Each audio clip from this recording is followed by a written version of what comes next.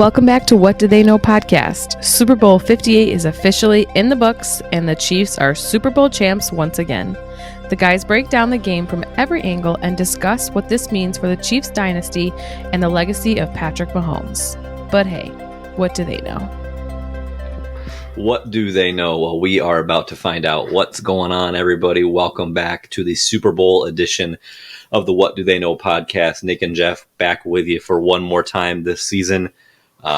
We are live just following Super Bowl 58, wrapped up probably about, half hour ago? Yeah. So we're getting some instant reaction here.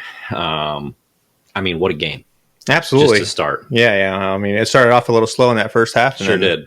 I guess that's to be anticipated. You get the nerves flowing a little bit after halftime. Maybe the extended halftime show kind of gives you a time to relax, game plan a little bit more.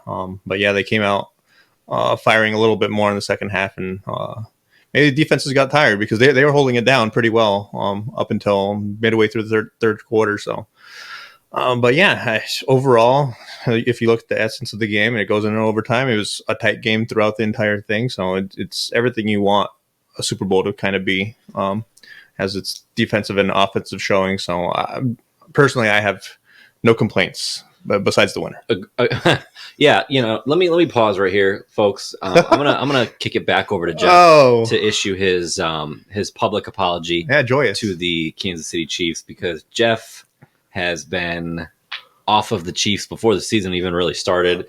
I think it was like only week 7 or 8 before he said that they're going to go one and done in the playoffs. Right. And I was the antagonist the entire time. So you were the bulletin board material that was in the Chiefs locker room. So Absolutely. Feel free. What do you have to say for yourself? I mean, I had Detroit beating Kansas City week 1 of the season.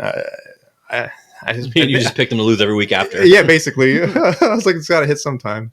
No, I mean, that spoke how highly I thought of the Lions, and I guess it showcased how, on and off I was with the Kansas City Chiefs to start.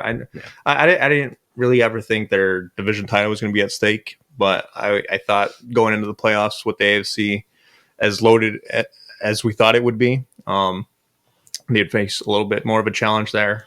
Obviously, I think Buffalo gave them the best run for their money outside of San Francisco today, but still Buffalo had, I feel like, a perfect game plan against them. But, I mean, goes to show Mahomes finds a way type of thing. Obviously, you can't bet against the best player in the league and keep getting away with it type of thing. And obviously, I learned that the hard way this year.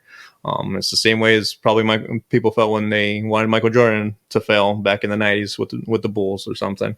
But, I mean, I guess I will apologize to the Kansas City Chiefs, and I've learned from my wrongs, and from now on I'll pick the Chiefs to win the next 10 Super Bowls. So I can't.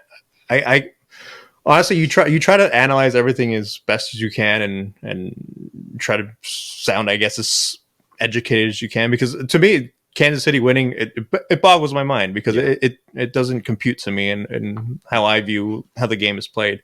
But I mean, there's things called will and determination and heart and all that stuff that you can't really compute. And Mahomes just, you can tell from today's game, he just has that above everybody else kind of thing. Yeah, I mean, there's something to be said for just greatness, right? I mean, everyone talks about the it factor, and they throw that around a little loosely, but Mahomes, Kelsey, Reed, like, they have the it factor, right? And so, I've been saying it probably since, I don't know, maybe wild card weekend, maybe it might have even been a few weeks before that. Like, at what point are we going to start just realizing that the Chiefs are the new Patriots? Mm-hmm. And I mean, they proved it tonight. Like, they gave us a large enough sample size this season to your point, to doubt them fairly. Right. And so I think that them doing this the way that they did, after having such an offensive struggle for so many weeks in the season, and them being essentially able to just flip a switch and turn it on, I mean, is just, it's just credit to them. And like I said it last week, I'm done. I'm done doubting Mahomes. Mahomes specifically, right? I think the combination of him and Andy Reid is phenomenal. Nothing better in the league, right? But I'd still like, if Reid was to retire like I'm still going into next season saying I'm not doubting Mahomes. Right. I'm just done. Yeah, until we're proven otherwise. Or I mean, Mahomes is just way too talented to not adjust to any system, even if Andy Reid moves on. And not for nothing, like we've seen, I think we can kind of settle the whole which was more important, Brady or Belichick debate. Mm-hmm. Like Brady left and won a Super Bowl. Belichick has now been fired. Right. So my point is, like, whoa, there's a parting ways. Oh, stop! He was fired. Okay, let's be official. Let's call a spade a spade. He was fired. Okay. But my point is, like, if Reed were to leave or Mahomes were to leave, mm-hmm. Mahomes is still going to do his thing. Right. I mean, wherever Mahomes ends up, if he ever moves on from Kansas City, I feel like that all of a sudden becomes the Super Bowl favorite wherever, regardless of where he ends up.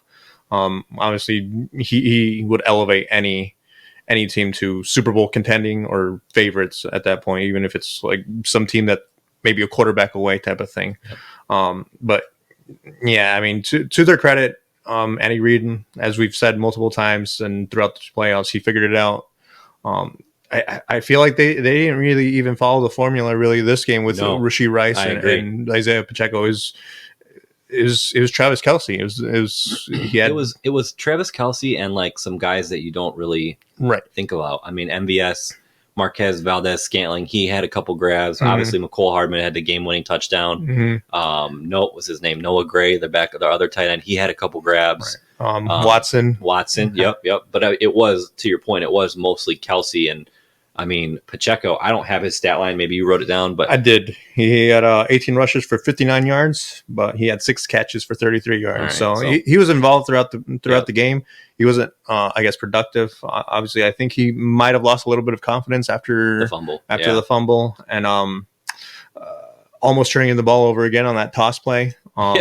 First play of the second half. Right, exactly. So it's one of those things where you get the jitters as soon as you fumble the ball once, and all of a sudden it's in your mind. But yeah, he kept getting involved.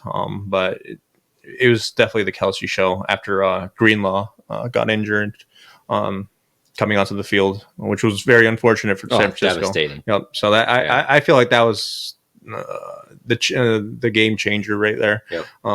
The point of no return kind of thing, because as soon as they started picking on Burks there, who replaced Greenlaw, it was basically the Kelce show afterwards. Yep. So just backing up here, I guess we can kind of just start from the beginning. Mm-hmm. Give some thoughts. As far as like the show part of the Super Bowl, right? We had Post Malone singing "America the Beautiful," which I did not know that was coming. Right. And I was very surprised that Post Malone was actually singing as opposed to like rapping or, auto-tuning, if that's a thing. Right. Or whatever you want to call it. And I actually thought he did a pretty decent job. Yeah. I mean, I was eating dinner at the time and and I heard the voice and I was like, I don't know who that is, but that sounds pretty good. Yeah. Obviously you saw it, but when you think of Post Malone, you see the rapping, obviously, and you think of the face tattoos and all those tattoos around his facial area. And then, what's he doing? Singing melodically. I thought he sounded pretty good. Yeah. All things considered. So I was surprised about that. Reba McEntire did the national anthem. I thought she did a great job. Mm-hmm. Wasn't too long, wasn't too like drawn out. She sang it. She sang it well. Mm-hmm. Usher, I thought, was phenomenal in the halftime show. Personally, I feel like it hits nostalgia heartstrings on us for sure. No doubt. Growing up with Usher, I know when Ludacris's part came on, you started rapping like there was no tomorrow. So kudos to you. I mean, I did not. For one thing that I did not see coming was that was not on my bingo card. What, Ludacris or me rapping? You rapping Ludacris's part. I love that song, dude. I could still sing and rap that song right now if I wanted to. Solid. Yeah, I thought it was great. Who did he bring out? He brought Ludacris. He brought out Lil Jon. He brought out Alicia Keys. Her, who that's a person apparently. Chris, my wife, we're like, who is that? And Christy's going, that's her. That's her. I'm like, no, I'm thinking she's saying that's Alicia Keys again. I'm like, no, babe, it's not. She goes, no, it's her. Right. It's her. And I'm like, what are you talking about? And have you ever seen Rush Hour 3? Yes. With the whole you me? Yes. That's exactly what I it was like. It's like the joke prank thing, like who's on first. Right. That too. And I'm like, who's her? Like, what are you saying? but that's a real person apparently. And so she was out there as well. So good for her. But I thought he crushed it. I thought he started out a little slow. Yeah. But he crushed it. I mean, obviously the banger he saved for last. Yeah. Rightfully so. Right. So it was more of a workup to where he wanted to go rather than start off fast and in your face type of thing. So the execution was good. I personally like a little bit more theatrics type of thing. So I thought it was a little mild, but to each their own. I think it's crazy that, I mean, I do and I don't. Like I was talking to you before the game even started, or before the halftime show even started, that the artists that do this, that sign up or that get picked by the NFL, they don't make a dime. Nope. They do these huge productions on the biggest stage, on probably the most watched television event all year, and they make zero, at least from doing it. I'm sure they make downloads and endorsements and tons of other stuff, which is why they do it, for publicity. But the fact that they do this big show and don't get paid is like staggering to me. Like, and I actually have heard that, like, not only do they not get paid, but like there are a good amount of artists that sink a ton of their own money into the production to like make it. Really? Like I was reading an article that said, remember The Weeknd? He performed like 2 or 3 years ago. He spent $7 million of his own money on that show. Really? Yes. And everybody trashed. Trashed that halftime show. To be honest. I know. But like, he's not the only one. They named a couple other artists that have spent like big money of their own to perform for free, essentially. Right. I mean, I guess you get all the notoriety. I mean, it's the most watched event in I guess every year in American television. It's one of those things where obviously the Super Bowl is going to contract well-known artists. So like, how much notoriety are you actually getting, and considering you're already well made off type of thing. But at the same time, I've seen probably like 5 to 6 Usher commercials the entire time I'm here. So I've been watching the game. So it's I guess you pick your thing. Like, it's worth it in the end for the artist. And I guess performing the Super Bowl is the kind of thing that I guess you can write home about, type of thing. No doubt.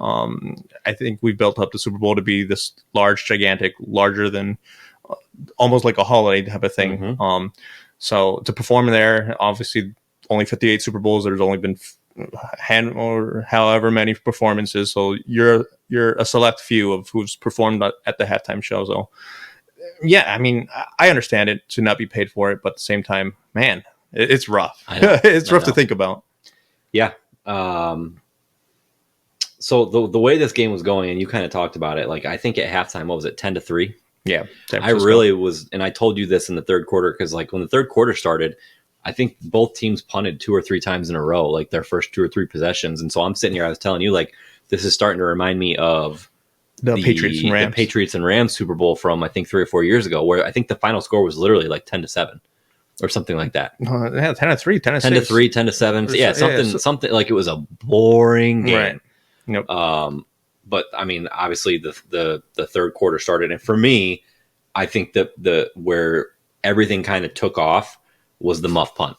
Oh yeah, I think that when the Niners muffed that punt, it was still pretty early in the third quarter. The very next play, the Chiefs scored a touchdown to take the lead. Yeah, and then from there, it was kind of just back and forth the whole, like, the last quarter and a half, and even in overtime. Yeah, it was definitely a little more conservative, I guess. Patrick Mahomes threw that interception coming off. That's true. That first drive. Yep. San Francisco couldn't capitalize. I don't know if they just weren't executing or if they were playing a little conservative. I felt like Brock Purdy was starting to become a little hesitant in that pocket. He was shuffling back and forth. A little bit, right. Yeah. And he could never really get his feet set. So some of the balls would sell on him or something. So I guess it was just one of those things where it's Super Bowl jitters for Brock Purdy, especially. I mean, being Mr. Irrelevant, you're not even supposed to be here leading this team. Right. And he's still young in any case. But yeah, after that muff punt, it kind of opened up the playbook a little bit because Kansas City took the lead. And then from there, I think San Francisco kind of had to force themselves to force the ball down the field a little bit more and focus a little bit more offensively. And honestly, their defense might have suffered for it because all of a sudden they were their offense would score, but then Kansas City would storm right back, and you could see San Francisco's defense to kind of wear thin as the game progressed too. So yeah, I mean it's give and take, pick your poison type of thing. But in order to beat the Chiefs, you got to score points, and unfortunately for them, they just didn't do that enough in the first half, in my opinion, and they didn't capitalize on the opportunity they did get, which was obviously the first drive they had. Christian McCaffrey fumbled the ball inside. Yep. That was a great first drive too. Yep. To start the game. Right. And then that Patrick Mahomes interception, obviously Mahomes doesn't throw interceptions. On plus side of the field, what was it, like 30, 40 yard line, somewhere around there? Yeah, basically. So, I mean, both plays were on Kansas City side of the field. Yep. So and it netted 0 points. Exactly. Right. And you can't let Kansas City get away with things like that, or else they're going to make you pay. And it ended up being the game changer here. Yep. I will say, I don't think, the big story coming into this game, well, there were many stories, but two of the biggest were, the pressure on Brock Purdy and Kyle Shanahan. Mm-hmm. Shanahan has a reputation now, and today didn't help it, but of not being able to win the big game. And I don't really feel like either of them did anything crazy to say like, oh yeah, like they're the reason they lost. Like Purdy, his stat line 23 of 38, 255 yards and a touchdown. Mm-hmm. He's not the reason they lost. Right. I would say the one thing that you would maybe put on Shanahan, and you called it right away, was the coin toss in overtime. Mm-hmm. Would it made a difference? I don't really know. They elected to receive the ball when you're getting the ball regardless. So why not kick? Right. So that what you have to do. Do you have to match a touchdown? Do you have to just get a field goal? Like what's the situation? So from a strategy standpoint, but at the end of the day, I don't really know if that's something that impacted the final score. You know what I'm saying? I don't know. Yeah, I mean, when I look at both offenses, like if you're Kyle Shanahan and you're thinking you have Brock Purdy, but at the other side of the field you have Patrick Mahomes. I'm putting Patrick Mahomes on there just to see what he does, because I don't want Brock Purdy to. For me, I want to know what I'm going to call, what I need to call. Right? Do I need to get a field goal? Do I need to get a touchdown? Okay, and I'm on fourth. I have to do fourth down territory, and that's what Kansas City did. They went for it on fourth down during overtime. They got it. They opened up the playbook a little bit more. Patrick Mahomes did a design run for quarterback, which I feel like they tried not to do, just to protect Patrick Mahomes a little bit more. Phenomenal play call. Right. Andy Reid he had so many good where I'm like audibly like, wow, that was a really good play call. Yep, absolutely. So for me, I'd rather like. I understand the concept of trying to put the pressure on the opposing offense, but you're not going to put pressure on Patrick Mahomes like that. It's not going to. If anything, it's going to drive him more. Right. Type of thing. He's not going to lose that game. And to your point, like the Niners had 4th and goal from the 5. They kicked the field goal. Mm-hmm. Let's just say the Chiefs had already scored a touchdown. Like you're going for that exactly in that situation. It takes the decision making out of it, and I guess you kind of give your defense a reset type of thing. Like, all right, they scored, we scored. Now you have to stop them type of thing.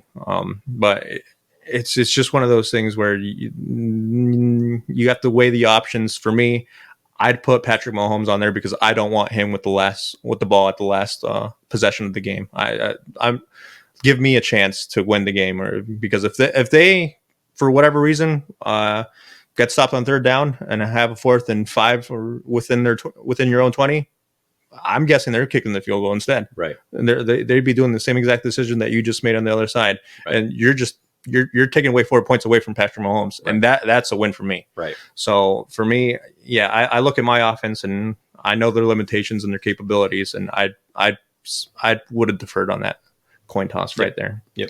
So, and they called it in the broadcast right after you did. Like maybe that was the call. So right. But like other than that, I thought Kyle Shanahan called a really good game. One thing I heard on the radio this week, and I told you, is that people were saying he has a reputation of coming out tight in big games as far as the way he calls plays. All right. And I felt like he did not do that today. Like you take away the McCaffrey fumble, like they're probably going to score a touchdown on that opening drive. I felt like he was aggressive. I thought he had some good play calls. But on the other side, I thought that I at the end of the day, I'm not saying Kyle Shanahan did anything wrong, but I still think he got outcoached. Oh, absolutely. On offense and defense, because Steve Spagnuolo called a phenomenal game. Yeah. I mean, Steve Spagnuolo obviously has been around quite a while. and Brock Purdy's he's still learning his reads. Yep. He sees Spagnuolo's really good at disguising blitzes, and he loves to blitz. And I feel like one of the hardest thing for a young quarterback to understand is switching protections and reading blitzes and seeing where you have to slide your protections and stuff like that. Where's your hot route? And I feel like Purdy's not there yet. Obviously, he's good.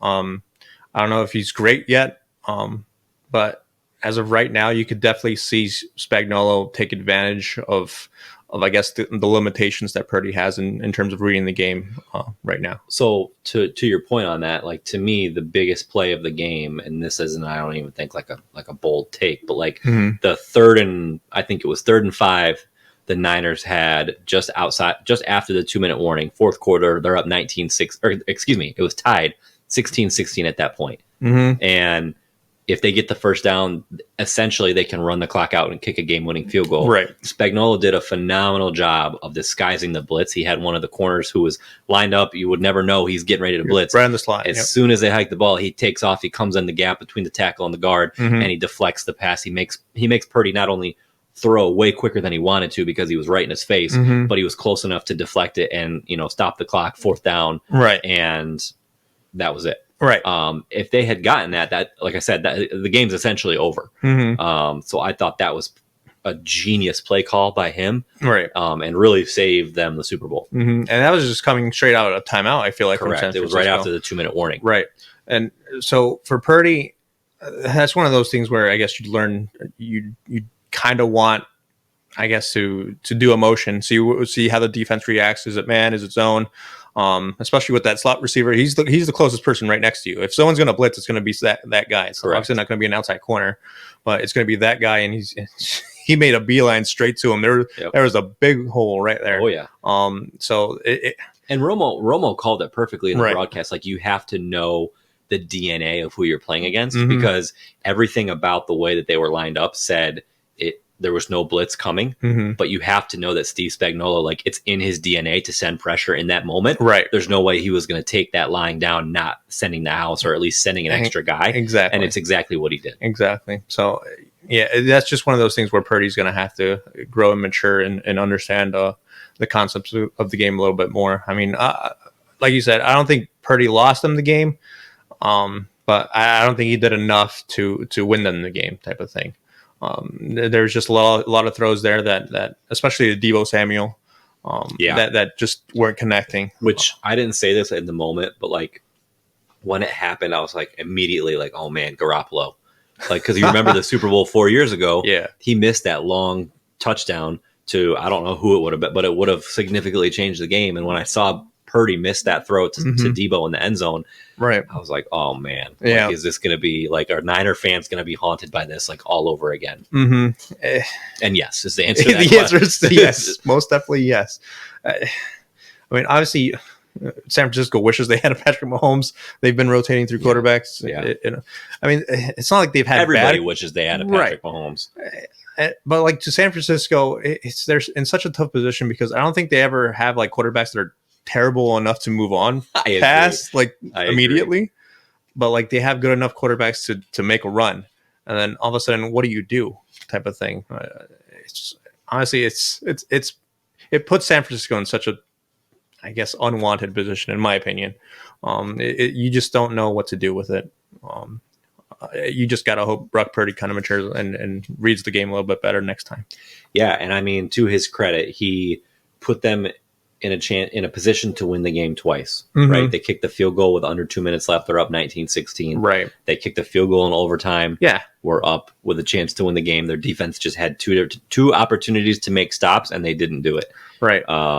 So, obviously, final score of this game ended up being 25-22, Chiefs over the Niners, which 24-22 sounds like a better score to me. I was about to bring that up as soon as you said the score. I'm like sick to my stomach over here. So for fun, I put $5 to predict the final score of this game. And so my pick was Chiefs 24, Niners 22. Right. And that $5 would have won me $1,500. Sounds like a nice vacation. Dude, I was like sitting here trying to figure out every scenario to get to this. And then when I realize that, like, if the Chiefs score, I'm literally going to be off by 1 point. It just makes me sick. But whatever, Right. I'm kind of surprised I even got that close, to be honest with you. No, it was a great guess. Yeah. I mean, I completely understand the logic behind it. I mean, San Francisco defense played a lot better than they have throughout the playoffs. I feel like I think they were, to your point though, I think they were just gassed. Right, towards the end. Yeah. In the beginning, they definitely shut down Kansas City. It's just, I just feel like their offense never really caught up with that defense. Obviously, if they'd never fumbled the ball in the first possession, it's a completely different game. So you're talking about 13 points at least going into halftime, at least 13-3, maybe even 17-3 type of thing. And then Moody missing that extra point, which I thought killer. I thought was really interesting because you watch that play and, like, to you and I who have no kicking experience whatsoever, like, oh, it got blocked. Like, great play by that defense. Right. And then you hear Jay Feely. Shout out Jay Feely, by the way. We're going to try and get him on the show next year. I'm just going to throw that out here. Oh, okay. Hot take. Jay Feely, who is a former kicker in the NFL, he's an analyst for CBS. He was able to say, like, look, that was on Moody. He said, basically, he almost caught it, like, on the side of his ankle and caused it to go low, have a low trajectory, which caused it to be blocked. Like, he said the defense didn't get penetration. Like, there's really no reason that they should have blocked it other than him miskicking it. Right. So I thought that was really interesting and something that you're only going to get from somebody who has been there, right? A kicker, like, because when I watched it, I'm like, wow, that was a great play by the defense. And even Christy was sitting here watching with us, saying, wow, that doesn't happen very often. No. And so it was kind of interesting to hear that perspective. So it's like little things like that where the winning teams don't do that, right? Yeah. Kudos.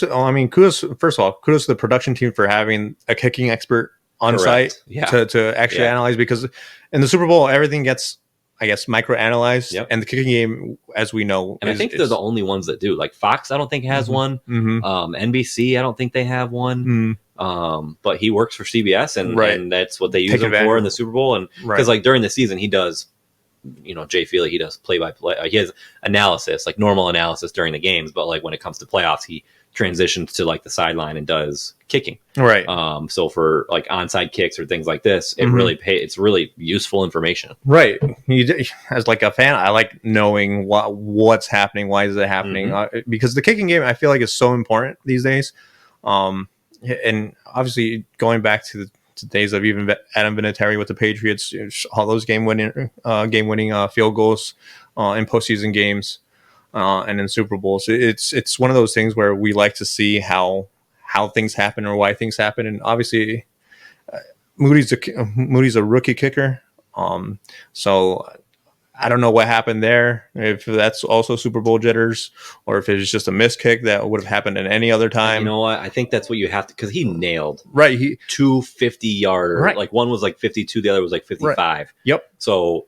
I think it was just a simple miss kick. Like how else can you say, like, you can't say it's jitters because the guy just gutted 2 50-yarders right down the middle. So yeah, I mean, obviously it gets highlighted here because it's the Super Bowl and it's the last game. Everything is analyzed. Yeah, exactly. So it hurts. But I mean, obviously it's shouldn't cost Moody his job at all, or San Francisco fans to question Moody at all. But yeah, it's just. It right now for San Francisco, everything is just going to be rough because you're just going to question everything. What could I have done better? What could I have changed to change the outcome of the game? But yeah, for Moody though, just keep doing what you're doing. But yeah, that's where we go with that. I mean, as far as there's a couple different things that happen in this game. Like, I feel like it's the one thing that I immediately wanted to talk about, which is going to get overlooked because they won, is Travis Kelce and his little tantrum. Ooh, yeah. I think it might have even been in the first quarter still. It was early when the Chiefs just were not moving the ball. And you can see him have a little, basically come to the sideline after a drive, and he threw his helmet, and he essentially body checked Andy Reid, almost knocked him over, and was like screaming at him. They just showed a replay of the interaction, and I was trying to read his lips, and what I think he was saying is, I think, everyone, while we were watching it, we were all like, oh well, he clearly is just like wants the ball. Well, what I thought I read him say just now, and I'm sure it'll come out, is he was telling Andy Reid to wake up. Ooh. I think he said, "Wake the F up, man." Like, basically saying, like, dude, maybe Reid was the one that was tense. I don't know. Maybe saying, like, he's not calling the right plays. He's not in rhythm, whatever. But when I was watching the replay just now and they slowed it down, I'm pretty sure that's what he said was wake up. That's interesting.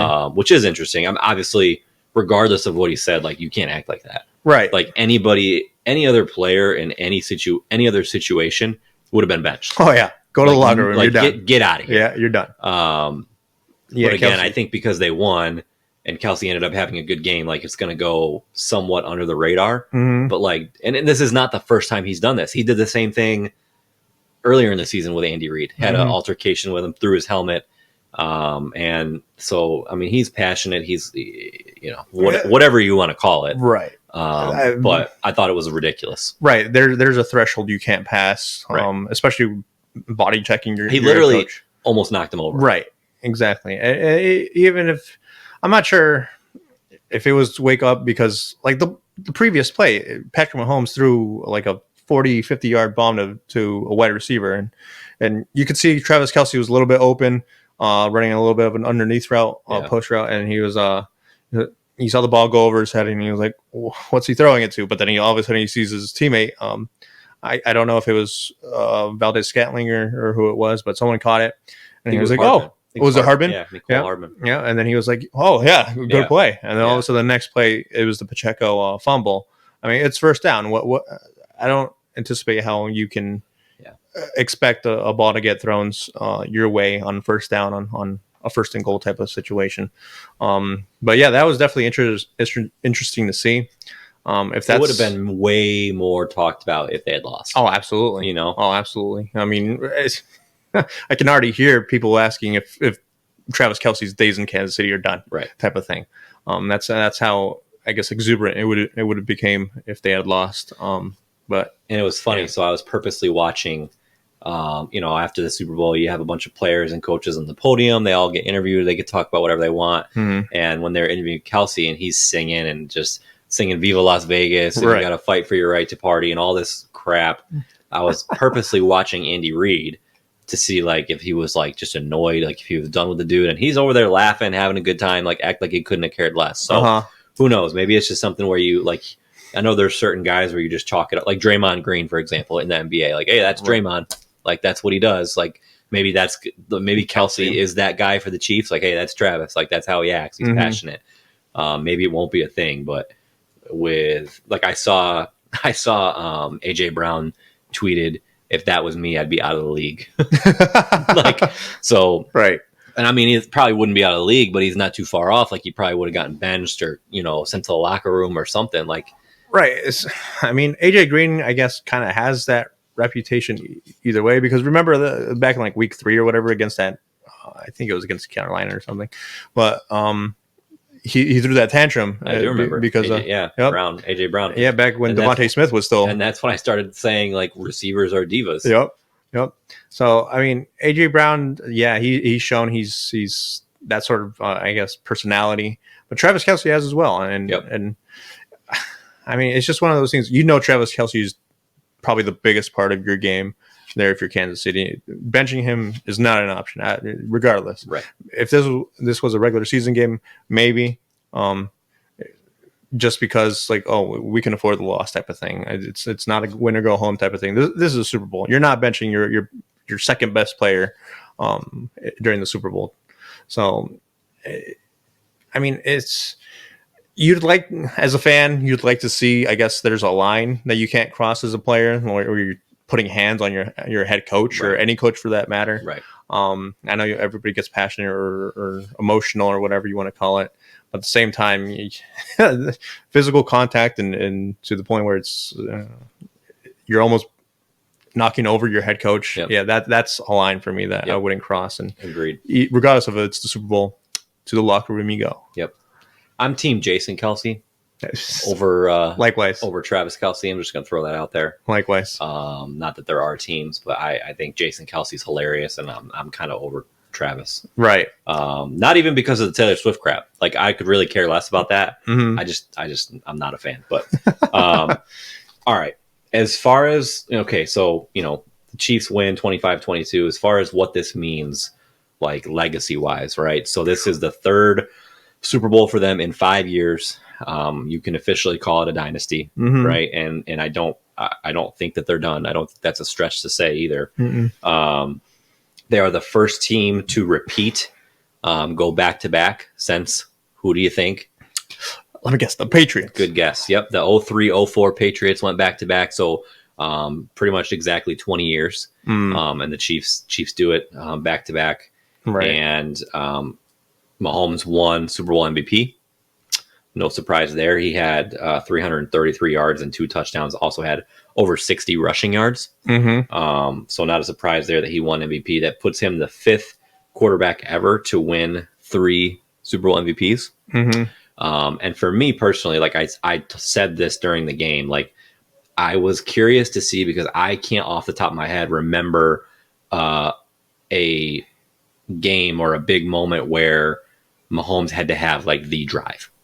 You know what I mean? Like he's had tons of game-winning drives. Obviously, he led the game-winning drive against the Eagles in the Super Bowl last year, but like down in the Super Bowl, under 2 minutes left, like everything on the line, like show me that you can do it. Right. And like I feel like he had that moment. He had it twice. He had it at the end of the 4th quarter, and then he had it in overtime. And so I feel like to me personally, and we kind of already talked about how if he's not the GOAT, he's on his way. Like I feel like he's like, I'm done. He's the greatest. Like and people were saying on ESPN radio this week, and I kind of agree with it. Like even if he doesn't get to Brady's 7 Super Bowls, I still think he can be the greatest. Like even if he wins less, he can and should be considered the best of all time because of games like tonight. Right.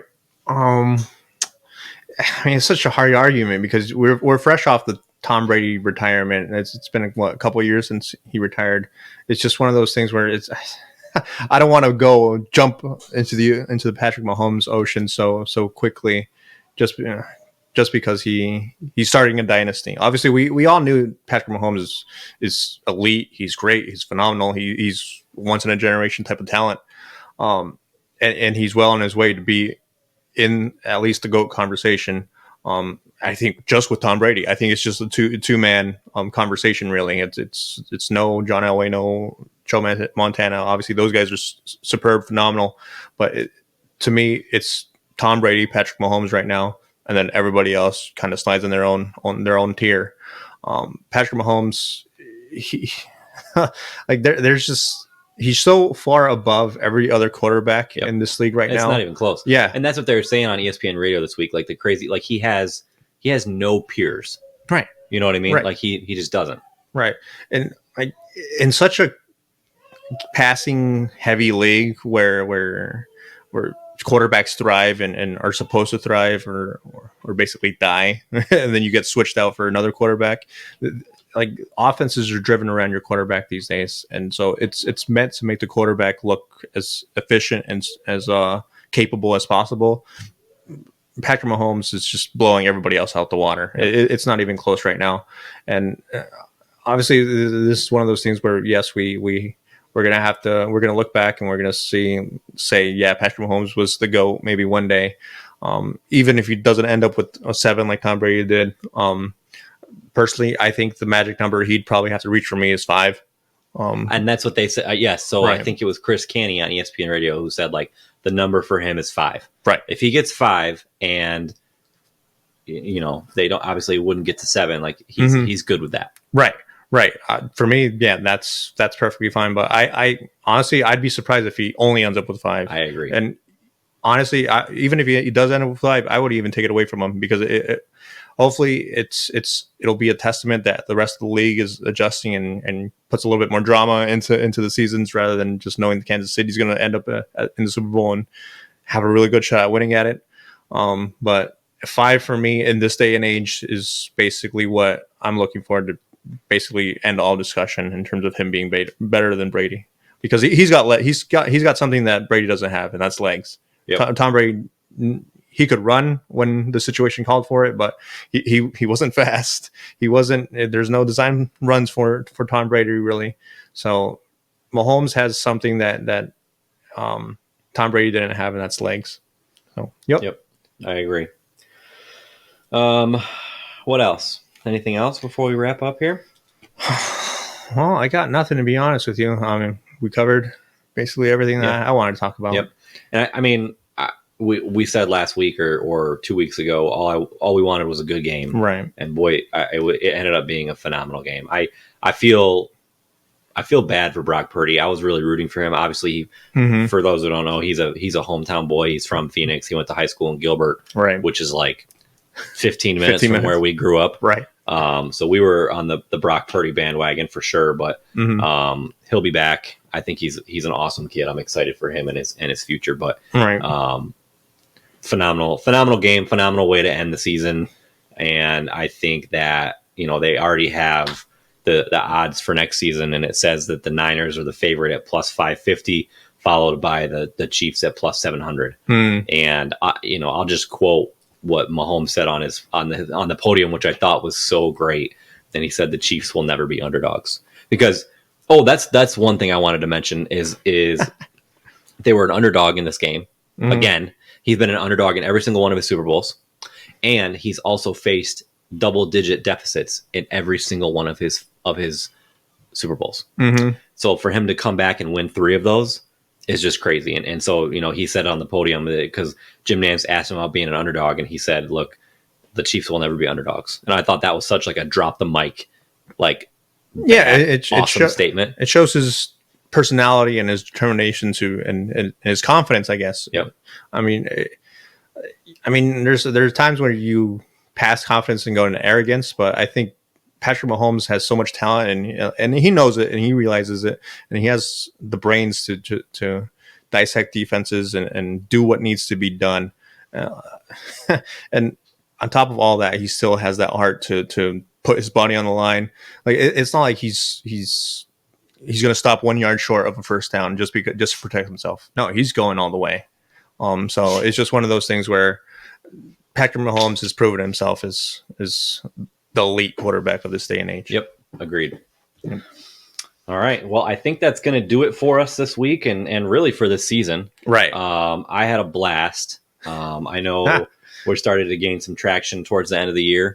I think Jeff and I talked about it. We're going to come back probably around April or maybe shortly after the draft and do some sort of draft recap / like season preview episode. But obviously we're going to be off for a little bit. We really appreciate all of you guys sticking with us. Absolutely. The support, the messages, the likes, the comments, the shares on social media and all that. Hopefully you guys enjoyed season 1. We will be back next season, hopefully better and have more of a game plan and get some people on and kind of shake things up for next season. We have some big plans, but again, we just appreciate the support and hope you guys enjoyed season 1 and right. Overall, we had a blast doing this every week. Obviously, there were some hurdles to overcome, vacations or sickness. Technology, right. Yeah. Obviously, we would always love to get a better product for you guys, but we'll see what we can do next season. But like Nick said, we appreciate all the support, all the mentions that we receive in our daily lives, whether that's at work, at church, or regardless of where that is. But yeah, I personally, I'm not the type of person who does this sort of thing, come on camera and talk in front of people that neither am I. Right. So it just goes to show how much we enjoy sports and enjoy talking football. And maybe next year we will be a little bit more fluid and prepared type of thing. We're prepared. Well, yeah. But yeah, thank you guys. Again, we hope you enjoyed, and we will see you next year. Peace out. Thanks for listening to What Did They Know podcast. Make sure to follow us on all of our social media outlets to see future episode details. And don't forget to send in any questions or topics that you want to see the guys discuss in their weekly episodes to come.